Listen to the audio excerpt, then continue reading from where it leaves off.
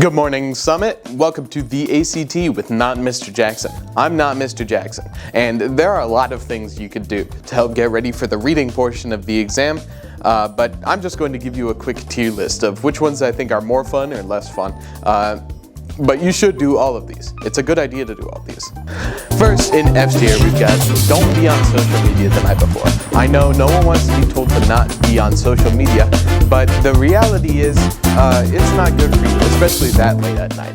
You don't want to do that because one, you're not getting enough sleep if you do that, but two, you want to create a craving for stimulation, like Mr. Jackson has said in the past.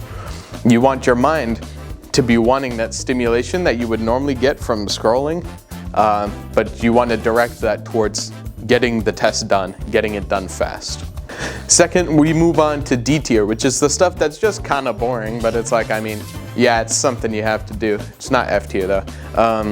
Firstly, don't confuse the English and reading section going into it. I know they sound very similar. They sound like they'd be over the exact same thing, and we're going to talk more about this next week. But the English section is basically grammar. You could call it the grammar test. You're given a passage, it has a ton of underlined portions, and you have to select which one best fits with grammar rules. The reading section, which is what this video is about today and what we'll be talking about next week, is you're given a passage, you're given like a paragraph. It could be nonfiction, it could be fiction, it could be, I've never seen poetry on there, but it could be there. And you have to answer questions based on comprehension, based on reading and understanding what is going on in the passage. Also in D tier, you should highlight and underline important aspects of the passage that you're reading, stuff that you think might be useful in answering the questions.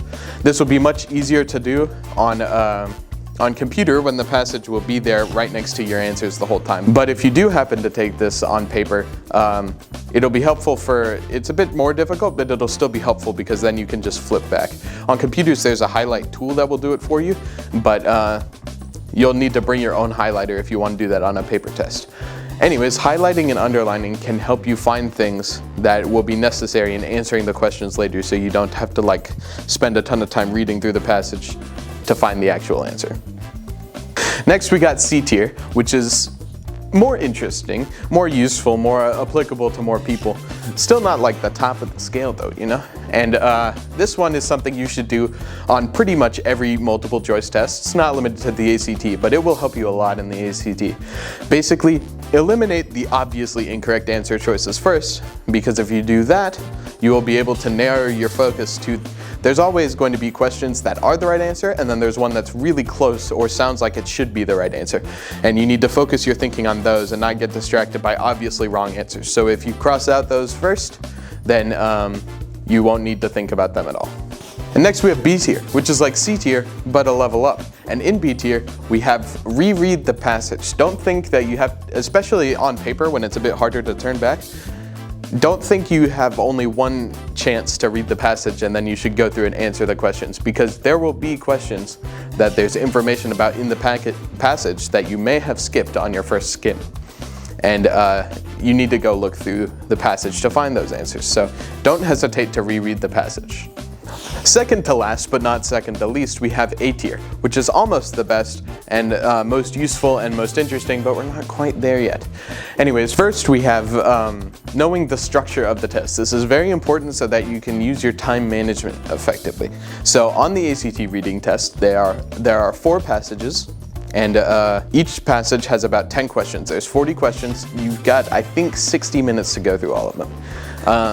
The 4 passages go social studies, natural sciences, prose fiction, and the humanities. And each of them will have 40 questions. Some of them will be, find this line or paragraph and answer a question about it. And others will be based on the passage, what do you think about this?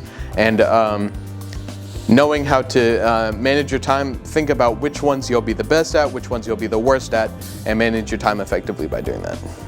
Lastly, in A tier, we've got get 8 hours of sleep. It might be a bit difficult. You might want to stay up for however long, just doing whatever the night before, but it's a good idea to get in bed probably no later than 10 p.m. on the night before the test. And some people might even need longer, like 9 or 10 hours, but at the least 8 hours to make sure your brain is fully ready to take a big test tomorrow. Lastly, but not leastly, we've got S tier, and we've got 3 helpful tips in S tier that are both enjoyable to do, helpful for your test experience, and just generally useful. And the first one is eat breakfast. I don't eat breakfast, like, at all, but on test days, on important exam days, I always try to have some sort of like proteinous breakfast, you know, like even a McDonald's chicken biscuit if you want to drive down there before they open, not before they open, if you want to drive down there right as they open and pick up a sandwich or something like that, or maybe have an egg or something like that, or even like a granola bar would be fine. Anything with protein in it would be good for the morning before the test. Next, you have to skim and scan the passage. Do not read it line for line like you would a book you're enjoying reading. Just skim the passage, look for important details, highlight important details, and just read enough so that you know how to answer the questions later. And lastly, in terms of ordering the questions, do the questions with the line or paragraph numbers first, before you start reading, because all you need to do for those ones is go to the part it says to go to, read that part, and then answer the questions based on that part. They're the easiest questions. If you knock them out first, you can dedicate the rest of your time on that section to answering the questions that require you to have a knowledge of what the passage actually says. And that about does it. Thank you for watching ACT Reading Tips with me, not Mr. Jackson.